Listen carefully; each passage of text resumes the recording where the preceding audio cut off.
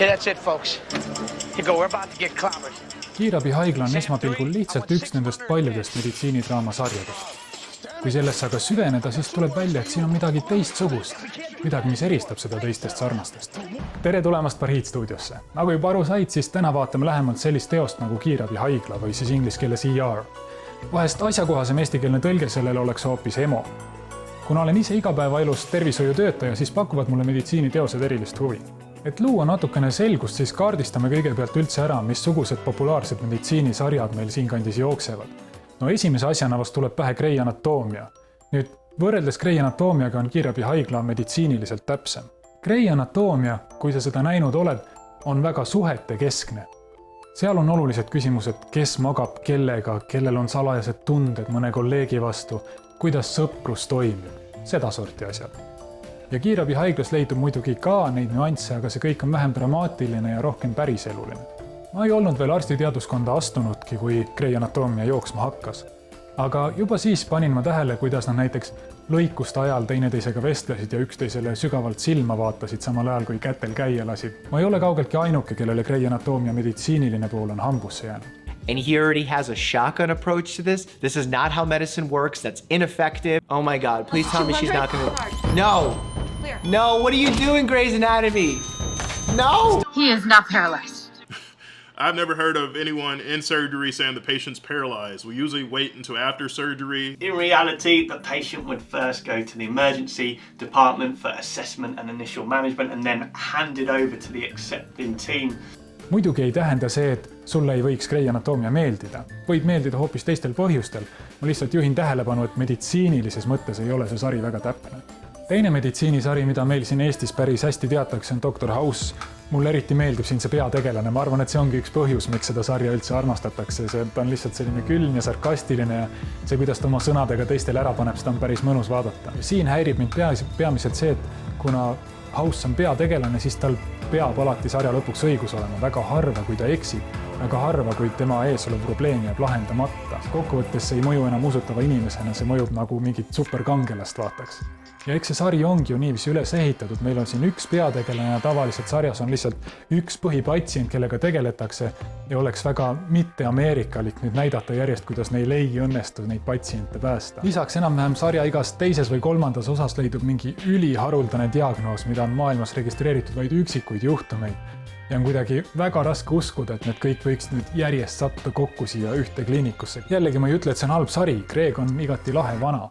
Minu mõelest on täiesti okei lihtsalt öelda, et mulle meeldib see sari, aga juhtida samas tähelepanu, et siin on need puudujäägid. Liigume edasi. Veel üks selline meditsiinisari, mida meil võib-olla nii hästi ei teata nagu need eelmised kaks, aga mis meil siiski enam-vähem tuntud on Kollanokad. Nüüd see on ilmselge komöödia ja suure osa selle sisust moodustavad sellised panniga näkku naljad. Kui aga Kollanokadesse süveneda, siis tuleb siit välja mingisugune teistsugune tasand.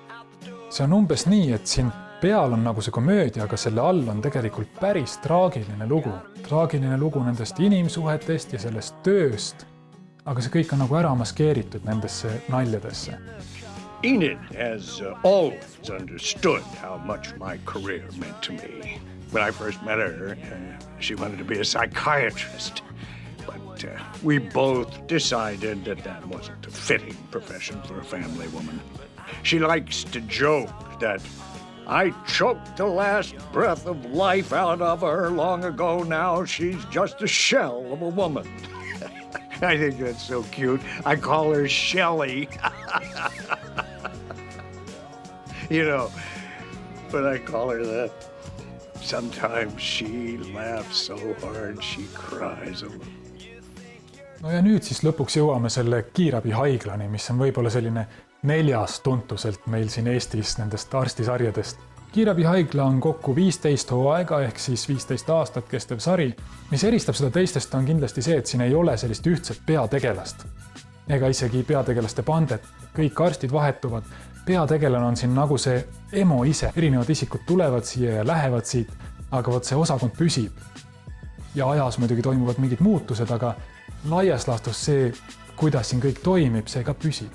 Põnev on jälgida, kuidas need erinevad tegelased ja arstid siia osakonda saabuvad. Kõik oma erinevate suhtumiste ja tööharjumustega ja kuidas nad siis siin toimetama hakkavad, kuidas see töö neid muudab ja kui kaua nad siin vastu peavad. Kuna siin sarjas ei ole ühtegi keskset peategelast, siis ei ole ükski tegelane ka niiviisi kaitstud. Lihtsalt iga hetk võib kellegiga juhtuda midagi, keegi võib otsustada, et ta ei suuda enam hakkama saada ja lähebki minema kas või poole hooaja pealt. Ja sellepärast selline ettearvamatuse tegur on siin sarjas päris suur ja see suurendab minu jaoks seda, kuidas ma sellele kaasa elan.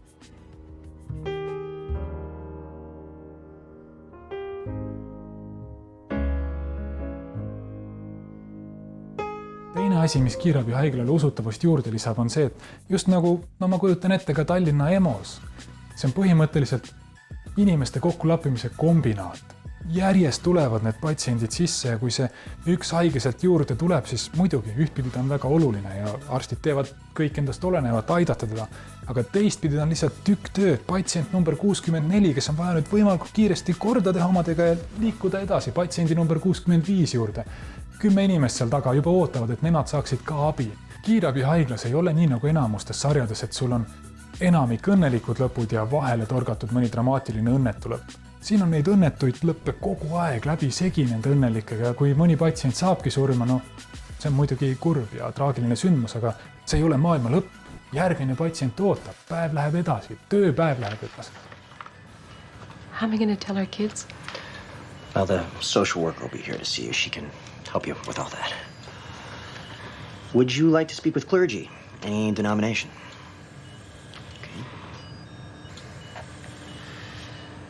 I'm sorry to have to bring this up so soon, but we only have a limited amount of time to make this decision. Have you thought about whether you'd like to donate your husband's organs? I think it's okay. Veel miski, mis kiirabihaiglale usutavust lisab, on see, et kui arstid omavahel suhtlevad ja ei pea parasjagu midagi patsientidele seletama, siis nad päriselt kasutavadki erialast meditsiiniterminoloogiat, mis mõnikord on nii segane, et tavainimene ei saagi aru, mis parasjagu toimub, aga tegelastel ei ole põhjust praegu lahti seletada, nii et nad ei seletagi. It took him 22 takes to get it. So the next week or whatever, I got one, and I thought, there's no way I'm going to do this in 22 takes. So I learned it so intensely that 20 some odd years later, I still remember. 65-year-old male with severe peripheral vascular disease manifested by claudication of the left calf. 10 days post-op for Mercy General after having an aorta bifemoral bypass. Normal post-operative course until about 6 hours ago when he began to experience the gradual onset of lower left quadrant pain without palliative or provoking factors. This radiograph would shows fluid in the patient's right costophrenic sulcus. Mida siis kiirabihaiglas teisiti tehti, et see meditsiiniline pool siin rohkem pihta läheb? Ühe asjana siin mitte ei olnud lihtsalt palgatud üks meditsiiniline nõustaja kusagile, vaid hulgaliselt päriselt töötavaid õdesid ja arste, kes olid kogu aeg võtteplatsil. Realism on kiirabihaiglas saanud rõhku ka seetõttu, et sarja looja Michael Crichton on ise hariduselt raviarst ja residentuur EMO-s jättis talle sügava jälje. Enne kiirabihaiglat oli Michael Crichton otsustanud keskenduda rohkem oma kirjaniku karjäärile ja kirjutas valmis sellise raamatu nagu Jurassic Park. Ilmselt oled sellest kuulnud, sellepärast, et mõni aeg pärast raamatu ilmumist väntas ta koos Steven Spielbergiga oma raamatust ka filmi. Pärast seda filmi võttiski Crichton ette kiirabihaigla, kus juures esimese hooaja väntas ta koos mehega, kellega ta nüüd vahepeal sõbrunenud oli, koos Steven Spielbergiga. Ja Spielbergi kätt on siin selles mõttes ka tõesti tunda, et kui järjekordne kriitiline patsient ustest sisse tuuakse ja arstid tema kallal tööle asuvad, siis see kõik on üles ehitatud niiviisi, nagu vaataks mingit sõjamäru. Amputation below the left wrist, BP 90 over 60, heart rate 120, lost 500 cc's of blood in the field. You're on the hand? They're still looking for it at the accident site. 9-year-old boy was sitting backwards, slammed into the edge of the metal seat in front of him. He's not moving his legs. Rest 16 BP's down to 70 over 40. Could be a lumbar fracture. What about spinal shock with that low BP? Internal bleeding more likely. All right, let's round up an ultrasound. 11-year-old female, blood chest trauma, decreased breast cells on the left. BP's 80 over 40. The thorax? For a hemopneumothorax. I need an ultrasound. X-ray! Trauma 2, Maggie. Trauma 1, Carter. Take exam 2. Hoolimata suurtest ambitsioonidest ja kaalukatest nimedest selle projekti küljes on aus eeldada, et sellise rõhuasetusega sari peavoolu publikule nüüd küll eriti hästi peale ei tohiks minna. Ja tõepoolest, sarja isegi eetrisse saamisega oli päris tükk tegemist. I think part of it was the unrelenting pace, the perceived violence of the emergency procedures. The blood certainly was accountable for some of the grief at NBC.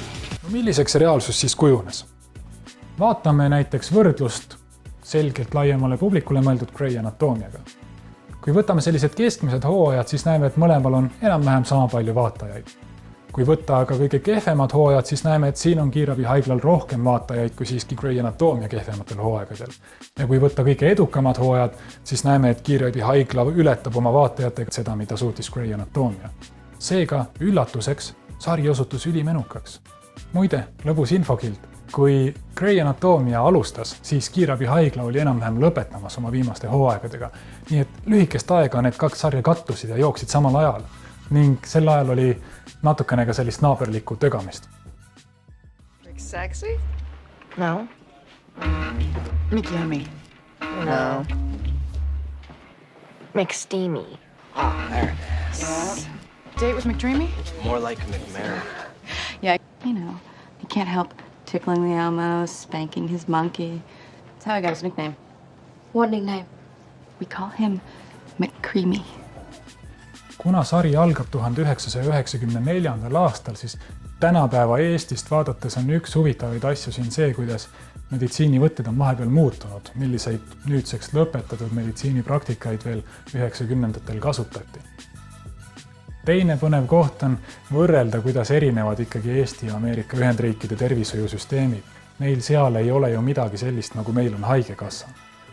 Olgu meil, mis on, siis vähemalt kui kiirabi autoõnnetusest haiglasse viib, ei torgata pärast arvet kaasa, kui koju saadetakse. Aga jätame meditsiinilise poole nüüd sinna paika ja vaatame, mida muud on kiirabi haiglal pakkuda. Märkimisväärne on, et mitmed tänapäevaks kuulsad näitlejad said oma karjäärile hoo sisse just kiirabi haiglast. Kõige tuntum näide nende seast on kindlasti George Clooney, kellest enne keegi eriti kuulnud ei olnud. Lisaks käis kiirabi haiglast läbi ka mitmeid suuri näitlejaid, kes olid kuulsad juba sel ajal, kui sari jooksis. Siin on mõned näited.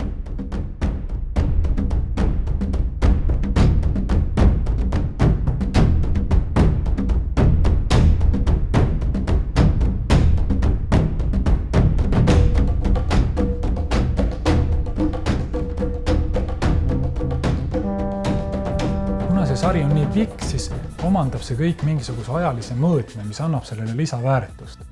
Sarja lõpupoole vaadata seda kogenud vanemapoolset arsti on päris uhke mõtelda ja meenutada, et ma mäletan, kui see arst alles esimest korda sealt ustest sisse tuli, oli alles noor ja roheline ja ei teadnud midagi sellest, mis teda siin osakonna sees ootab. Või siis vaadata neid ütlusi ja teadmisi, mis läbi aastate muudkui teistele edasi pärandatakse. That scares the hell out of us. But we take care of her and then we go on with our jobs. Yeah. You set the tone, Mark. You get the unit through this. I'm fine. Stop raining. Yeah. Clear sky. I'm out of here. You in tomorrow? Your ball needs air. It's not my ball. You set the tone, Carter. What? Work on your jump shot.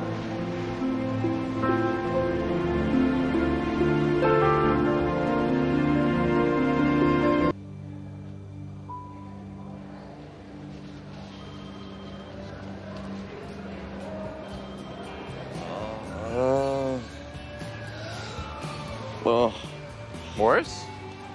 I think I might puke again. You set the tone, Morris. Huh?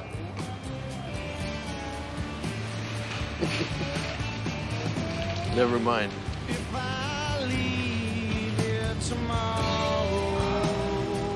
Veel miski, mida ma kiirabi haigla juures armastan, on kaameratöö. Siin kasutatakse väga pikkasid stseene. Sageli toimub tegevus ühes ruumis ja siis kaamera sujuvalt liigub selle ühe tegevuse juurest läbi ruumi teise kohta, kus toimub juba mingi hoopis teine tegevus, ilma et vahepeal pilti ära lõigataks. See tekitab sellise vahetu tunde, nagu oleksid ise seal koha peal ja liiguksid ringi mööda haiglat. Muidugi tegijate jaoks on see lisapingutus, sest see tähendab, et 10 inimesed osalevad ühes ainsas stseenis ja kui keegi pika stseeni lõpupoole midagi nässu keerab, siis tuleb kõik otsast peale võtta. Nii et nad on selle võrra siin rohkem vaeva näinud, aga minu meelest see tulemus on igati seda pingutust väärt. Nagu vahetu kaameratöö ei teeks asja juba valmistajate jaoks piisavalt keeruliseks, siis eksperimenteeriti kiirabihaiglas veel kõiksugu põnevate filmitehniliste võtetega. Näiteks 4. hooaja esimene osa filmiti otse-eetrisse võtteplatsilt ehk striimiti laivis, nii nagu need näitlejad seal tegid, nii see edasi läks. Ja kuna sarja näidati 2 ajavöötmes, siis tehti seda lausa 2 korda järjest. Ja veel üks asi, mis ma tahan mainida. Mõned tegelased siin sarjas käivad vahepeal humanitaarmissioonidel.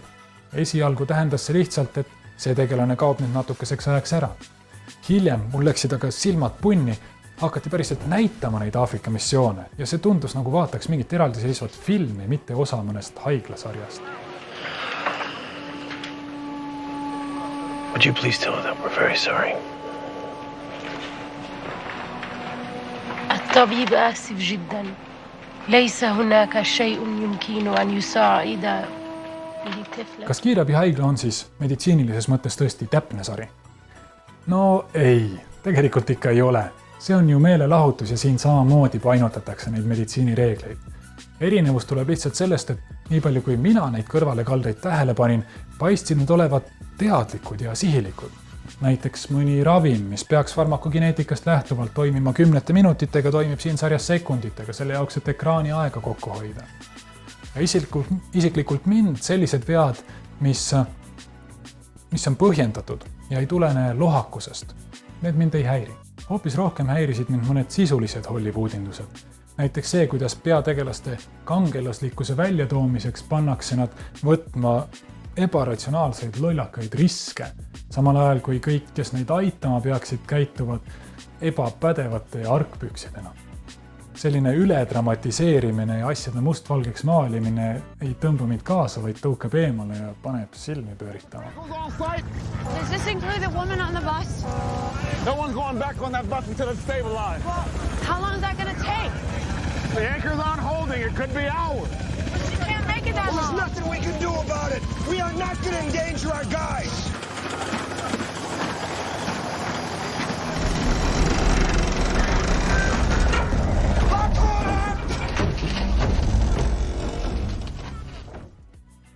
Mõnedes osades on jällegi otsustatud kasutada selliseid multikalikke digitaalefekte. Jah, ma tean, võib-olla sel ajal, kui seda filmiti, tundusid sellised eriefektid jube lahedad, aga on ju ette teada, et digitaalefektid aeguvad väga kehvasti. Ja minu meelest oleks kokkuvõttes olnud palju odavam ja ka tõhusam, kui sama asi oleks toimunud lihtsalt väljaspool kaamera pilti. Viimaks ka see, et nagu seda tüüpi sarjades kombeks, siis peategelastel juhtub ikka uskumatult palju ülidramaatilisi elusündmusi. Küll nad saavad bussitada, satuvad lennuõnnetusse, satuvad liiklusõnnetusse, lendavad õhku, terroristid ründavad, epideemia vallandub, mida iganes. Kui palju sinu karjääri jooksul on töökaaslasi, kellel oleks midagi sellist juhtunud? Kui uskuda kiirabihaiglat, siis igal ühel meist kord aastas ikka midagi säärast ette tuleb. Okei, mida ma siis kokkuvõttes kiirabihaiglast arvan? Ma arvan, et see on üks pagana hea sari ja mul on ahvatlus panna sellele maksimumpunktid. Aga kui ma nüüd natukene rahulikumalt järele mõtlen, siis see realismi ja draama suhe, mis siin on, see on küll päris hea, aga see võiks minu jaoks olla veel paar nõksu selle realismi poole. Ma pigem vaataksin sarja, mis oleks võib-olla natukene igavam, aga selle võrra usutavam. Minu hinnang kiirabihaiglale on väga hea. Ja kui keegi küsiks mult, et soovita mõnda arstisarja, ma tahaks praegu vaadata, siis kiirabihaigla oleks kindlasti minu esimene soovitus, eriti kui sa oled ise meditsiiniga seotud inimene.